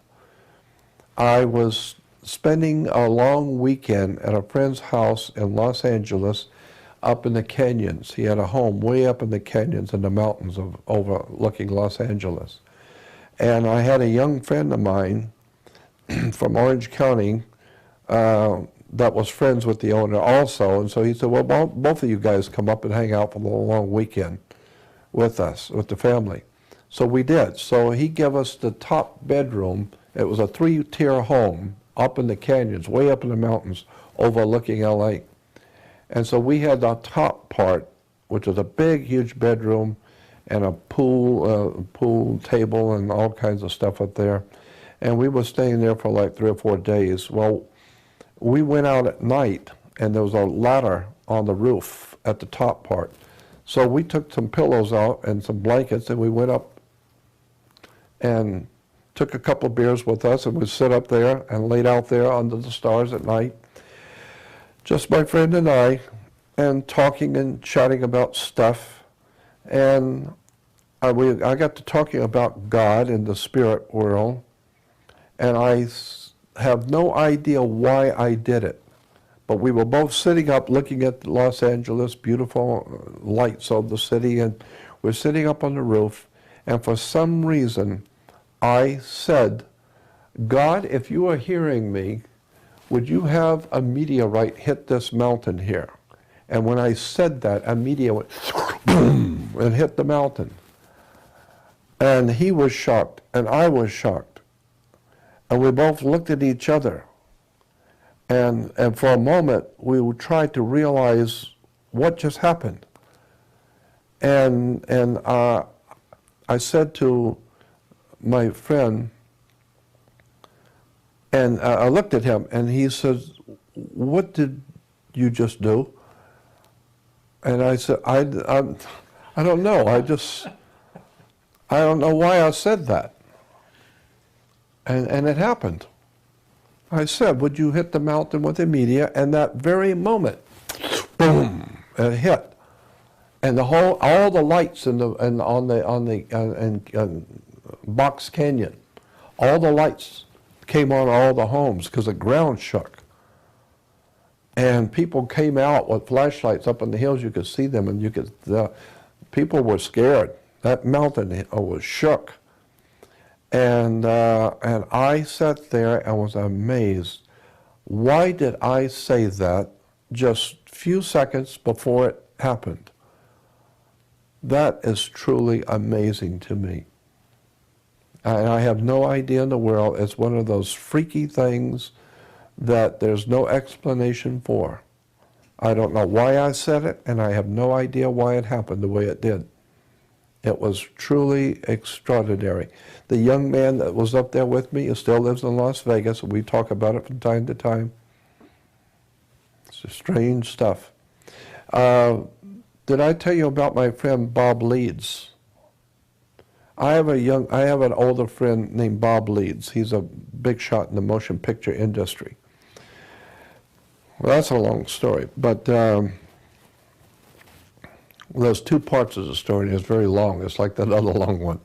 But anyway, Bob Leeds, I'll tell you the short version. Bob Leeds is a good friend of mine, but he was a very well-placed Jewish guy in the motion picture business in Hollywood. And he and I were dear friends, very close friends. And so Bob called me one morning, on Saturday morning. He said, I'm going to take you out to breakfast. Let's go out to breakfast. I said, okay. So he said, I'm going to take you to any place you want to go in San Diego. It's my treat. And so I said, great. So he said, any place you want to go, we'll go. I said, okay. So he comes by and picks me up. And God, I love Bob. Bob was great. And so I said, I want to go to, what was the name of the town just north of San Diego? It's a little Mexican town north of San Diego. I can't remember the name right now. I'll remember it in a minute. But it's a little dippy, little nothing town north of, and he said, no, what I had in mind was going into downtown San Diego to some really nice place. And I said to him, I said, you said I could go wherever I want to go. He said, that's right. I said, well, that's where I want to go, to this little dippy little town north of here. And he said, there's nothing there. And I said, that's where I want to go. He said, okay, so we go there then. So we get on the freeway. It's about a 20-minute drive. And so as we're driving, we were talking about stuff. And we got on the subject of people that we would love to see again, people we've known in the past that we'd like to see again. And I was telling him a couple of people I would love to see in my life again that I've lost track of. And then he was telling me, he said, well, there's two people that fit that for me. He said, there's an old Native American Indian chief, Native American Indian, that I grew up knowing, and he was like my second father, and he said, I loved him, and I would give anything in the world if I could see him again, the family again. And I don't even know if he's alive. And he said, the people that knew him and knew me, I've asked them, and they don't even know where he went. He's gone. Nobody knows. And he said, that's the one man I would really like to see, is that old Native American Indian and his family. And he said, the other guy was a guy I went to school with and grew up with. He became a Mormon, and he became very wealthy. He's a real estate developer, construction. And he said, but I've lost track of him, and he was one of my dearest friends in my life. And I've lost him too. I don't know where he went. Nobody that knew him knows either. So those are two people I'd like to see. And so we were talking about other things. So we get off the freeway, and in this little Mickey Mouse town, and we're driving through the city, and there's no place to eat except IHOP, International House of Pancakes. Well, they're everywhere. And so I said, oh, well, there's an IHOP. Let's go there. That's where I want to go. And he says, Jordan, I was going to take you to a nice restaurant in San Diego, and you come up to this little town to go to an IHOP? And I said, that's where I want to go. Come on, you said I could go. That's where I want to go. He said, okay, we'll go to IHOP. So we pull in and we park, and we go in, and the place is crowded because it's the only place in town to eat. And finally they seat us, and when we're sitting down, all of a sudden, his whole demeanor changed. I saw something was very, very radically wrong with him. I could tell it in his face. I could tell there's something wrong. And I said, what's going on, Bob? What's wrong? And he said, there's the old man right there, and there's my friend, the contractor, right there. Both of them. That's the old man, and there's my contractor friend. Both of them. And he said to me, I don't know how you do this, but understand from this day forward, I believe you are somebody. I have never seen this. I just got through telling you I wanted to see these two people, and out of nowhere we come up here, and here they are. So you've sold me. I don't know who you are or where you've come from or what you're doing, but there's something strange about you. And so I was amazed. And he had like tears in his eyes. He got up, went over and sat with the old man, and then his buddy saw him. He goes over there, and they're all sitting around the table talking. I don't know what's happening. I didn't know. I just wanted to go to IHOP. So That's a lovely story. That's a beautiful story. incredible. Beautiful story. And he had like tears in his eyes. He came back as we were driving home. He said, I don't know who you are, and I don't know how this happened. But as far as I'm concerned, I'm never questioning anything again.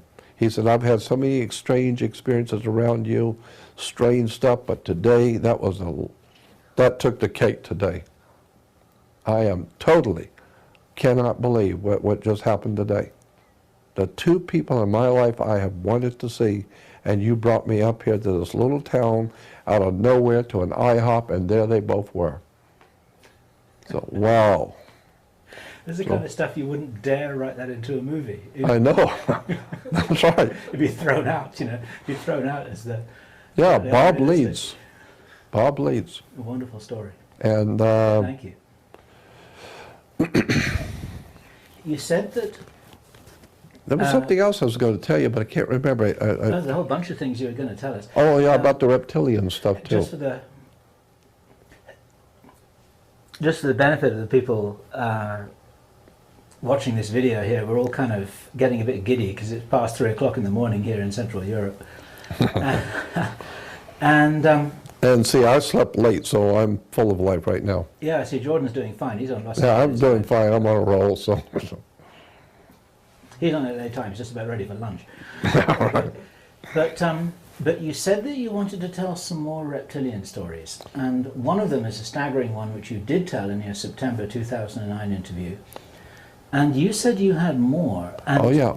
these are significant in my own opinion, because of what you yourself said in the September interview, that it's actually quite important to rescue David Icke from being lampooned as the only person who's, quote, inventing all these stories about reptilians. And you know that these are not inventions, and you have heard many of these stories. I've heard these stories as far back as 1959. And you even brought some of the stories to his attention. That's right. I brought some of these actual stories to his attention, yes. And he was very courageous in coming forth very publicly I know. to make this into a... And I think I even said that. I said that on the stage up in San Jose when David was speaking, and I was too, at a conference. And at the end of the conference, there was a question and answer, in which David was on the stage, and I was too.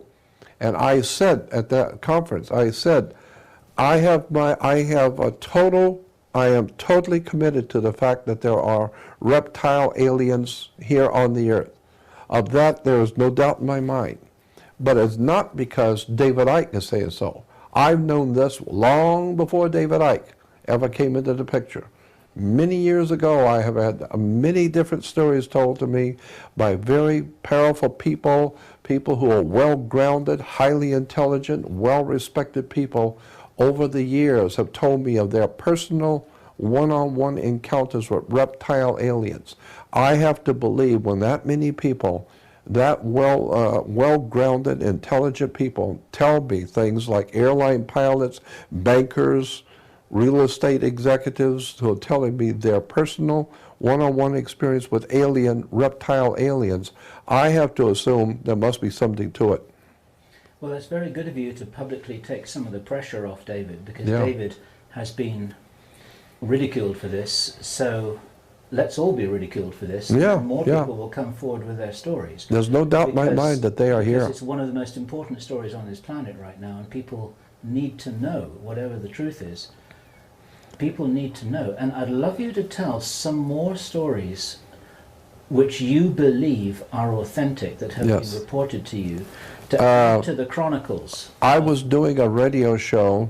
I was being interviewed on the Lou Epton show in Las Vegas many years ago, quite a few years. I'm thinking maybe 89.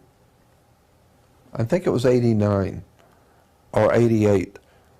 So we're talking quite a few years ago. And Lou Epton at that time, dear, dear friend, Lou Epton, I love him dearly. He was a very, very wonderful man. He's still with us. He's in Las Vegas, retired. But he had a major top show in Las Vegas during the morning talk show. I have one at nighttime talk show. But but I was in Los Angeles, and Lou called me to do an interview.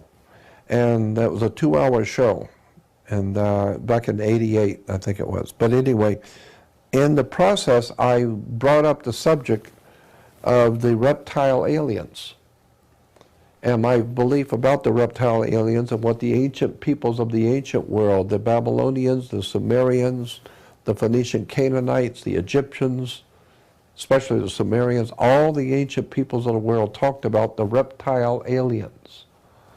And so I just brought that up in passing, that I think that there are reptile aliens here. I've heard too many stories, and then I told some of the stories that I had heard. Well, after the program, I got a phone call from a guy who later on I found out is an extremely wealthy businessman in Las Vegas. He buys and sells hotels and commercial properties in Vegas, and he was the biggest there. And he said to me, he said, "Jordan, we listened to Lou Epton. We love Lou Epton. So in the office in the mornings, we listened to Lou Epton on the show." And he says, "But this morning, when you came on, we got so interested in listening to you that everybody just kind of quit work for a little bit and was listening to you." And he says, "And when you mentioned the reptile aliens, it shocked us." And he said, "I'm a Christian, and I have 5 men who work for me in my office, and they're Christians, and they all belong to the same church. We all go to the same church, and all 6 of us are in the office, and we were hearing you today." And he said, "When you mentioned reptile aliens, I had to call you and tell you, we're Christians, but every year we go somewhere in the world on vacation, and my company pays for everything." And he says, "So I take, and all 6 families go together on a vacation somewhere." And he says, and last year, now this was like in '88, so he's talking about '87. And he said, last year we decided to go camping for a couple of weeks in Colorado. And he says, we were up in the mountains and we broke camp one morning, and we walked up to the top of this mountain. We were almost there anyway at camp, and then the next morning when we broke camp, we walked up to the top of the mountain to look over the lay of the land. And he says that out in the valley, we could see that there had been an area that had been cleared away. It was like a round area that had been cleared away. And there was a circle of people out there, and they were all wearing robes, and they were all holding hands and swaying back and forth, singing and chanting. You could barely hear them. But he said, but it was very quiet where we were. We could see that there was some kind of a ritual dancing or swaying back and forth in a circle. They were all holding hands. And there was obviously somebody in the middle, like a priest or something in the middle. And he said, this is out in the middle of nowhere. That these people are here with this thing that they're doing. And he said, we're up here in the mountains looking down on them. And he said, while we were standing there looking at them, all of a sudden, a second figure popped up out of nowhere. But it was bigger than the man that was in the middle. It's in the middle too, but it's much bigger.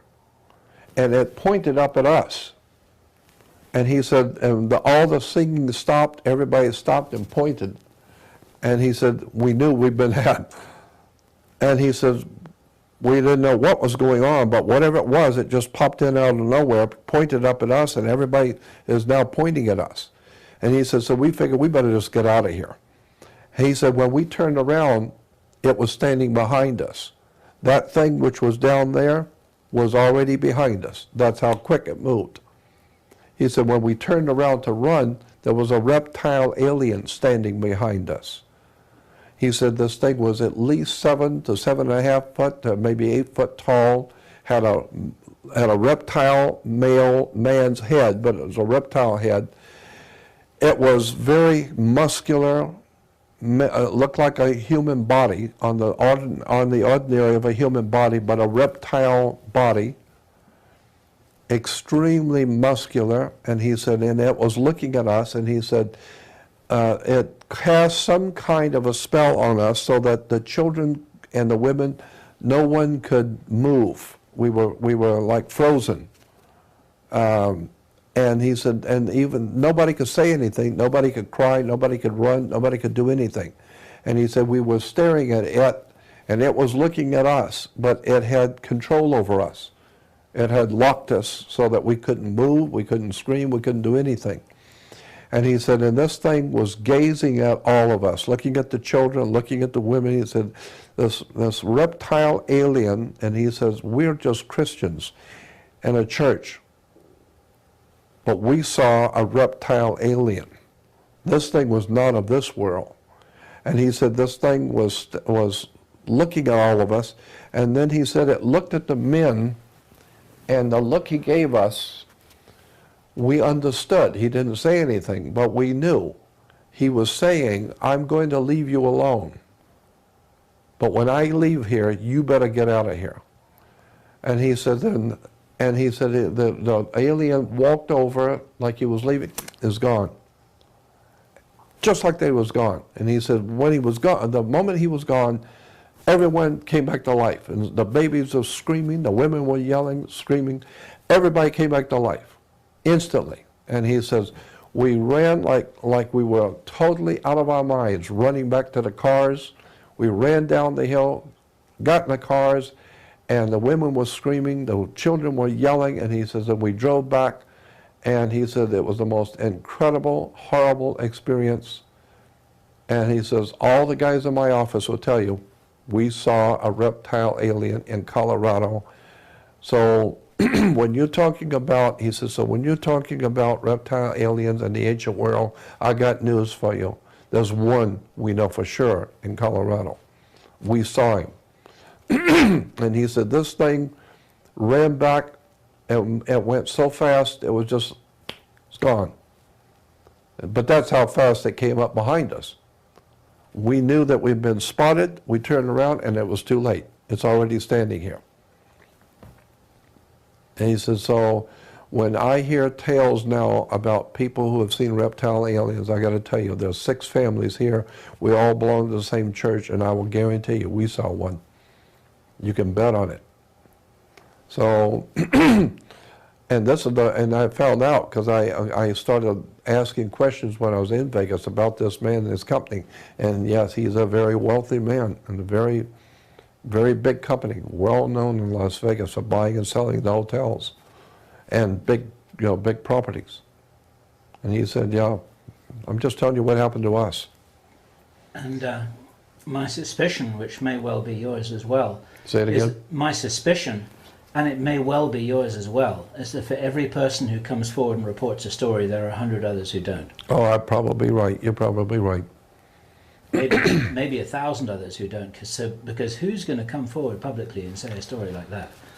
Not many. Yeah. And one of the reasons, of course, why I want to encourage you to, why I have been supporting you in coming forward to tell the stories, not only to support David Icke, but it's to support other people who have had these experiences, because I suspect that they are fairly widespread and nobody wants to talk about it. Well, you're right. That's my guess. Did you ever talk to Dr. Roger Lear about his case up in Bakersfield? I don't believe so. I know Roger Lear, yeah, and he's a very good man. I don't think I know about the Bakersfield incident. Tell me about it. Well, I'm just trying to remember the story basically. If he were here, he would give you the real dope on it. But I'm just remembering the basic story is that there was a guy up in Bakersfield who is a fire investigator. He's a fireman investigator for the fire department. And he has been having reptile aliens coming into his bedroom. Him and his wife have had reptile aliens, he says, were coming into his bedroom. They didn't harm him, but he said, he was telling Dr. Lear, because he called Roger Lear, because Roger is noted for his work with aliens and implants. And implants. And so Roger went up to see him, and this guy's with the fire department as an investigator, arson investigator for the fire department. And he said that the guy was saying that at night him and his wife were in bed, and the wall facing them became like water, and looked like water. And reptile aliens walked through. And when they came through, then the wall came back up to a wall again. And he said that they stood there looking at him and walking around the room, and he said we were so frightened out of our wits, we were just watching these reptile aliens walking around in the bedroom, and he said then we feel this strange feeling again, and the wall becomes like a water. And I think it's interesting that that's the way, you know, what is it, Star Trek or whatever it is, the wall looks like water. Well, this is a long time ago. This guy was telling, this is a long time ago. And and he said the aliens will walk back through again. So he said, so what they decided to do was they got a towel, large, big towels, which were the same color as the carpet. And I'm just trying to remember all of this from the experience, but they glued on the back or taped on the back aluminum foil, about 6 or 8 sheets of aluminum foil over and over on top of each other, and taped them on the towel and then laid it back over. So the idea was that anything coming through that wall will not see the towel because it's the same color as the floor, and will walk, and the impression will be on the aluminum foil to prove that there was something in that room. And he said, and sure enough, these things come back. On a few days later, they came back and walked through and walked around and looked at him and her in the bed, and then walked back over and walked back through the wall again. And he said, I've got them. They stepped on the carpet, on the towel. And he said, yeah, and they pick it up, and you could see the imprint of the foot, the 3, I think he said there was like 3 fingers on the foot. And yet there was a piece of the nail was caught in the carpet. And they took that piece of nail and they called Dr. Lear and showed it to him. And they've had that little piece of a nail sent to, I don't know, Los Alamos or one of those big research laboratories, government research labs. And they said that this was, it was still alive. It was still living. It was a living tissue, and it was still alive. And that it was seemed to be growing. When they got it, as opposed to where it was now, it's grown in length, so it seems to be growing, even though it's not connected to the body. It's still growing. And so that's just one more story about a reptile aliens. Did they get any analysis of what this... was this in the days of DNA tests when they could... Well, yeah, you know what? He was just telling me this off the cuff, you know, and he didn't go into much, because I guess we were talking about reptile aliens. He said, well, you know, I'm just having some investigation of something's going on right now up in Bakersfield. But they did get a footprint on the aluminum foil to show that there was something came through the wall, whatever it was. So these are, yeah, you're just confirming that these aren't apparitions. They're physical. These apparitions actually have weight. They have weight. Yeah, they have weight because they came through the wall, and their imprint is on the aluminum foil. Yeah, and they have some kind of interdimensional capability. Exactly, they have interdimensional capabilities that come through and walk back into. You may remember that in the Project Camelot interview with you in September 2009, I believe I shared the story with you that was told to me by Barbara Lamb. And Barbara Lamb I know Barbara well. Is a very lovely lady. Yeah, very. Who is a counselor and a supporter to many people who've had very strange ET experiences. And she told me how a reptilian alien had appeared out of nowhere in her bedroom and had silently held her hand for 2 minutes before it disappeared again, looking into her eyes, communicating with her that it was friendly. And it had been specially bred to interact with humans to give them the message that not all reptilians were hostile and meant harm. And this was this being's purpose, and it communicated with Barbara in that way. And so, just to confuse the issue further, I feel honor bound to report that little story too, because we mustn't let our prejudices get the worst of us. No, you're right. And with that little anecdote of my own, or with Barbara's, let us say, I'm going to very gently close this down, because we're now at the end of our third hour of tape. It is 3:45 in the morning. Even Jordan's getting tired. I'm exhausted. We both came back from the Vatican just a few days ago. Yeah, we went to the Vatican. And that's another story. And poor Jordan doesn't even know if he's going to be able to get home or not, because we've got a volcano in Iceland that's doing its thing. Because the whole solar system is going into something or other that's activating the Earth. And that's another story too. So it's all happening around here.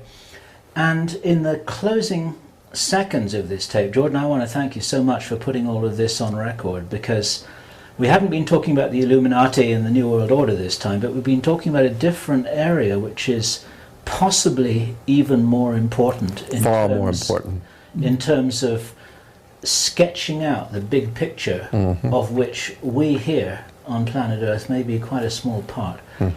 And my own conviction is that you have certainly had an important role here, not only to reveal occult knowledge that has been kept secret from us, but actually to be a communicator about all these subjects, because they're all connected. They're all connected. Absolutely all connected. Understand it all. Yeah. And we're into the closing seconds here. I feel like I'm just about to be whisked off the stage, and I want to thank you again on behalf of the hundreds of thousands of people who'll be watching this. So thank you, Jordan Maxwell. Thank you. Been fun. It's a wild ride. No doubt about that.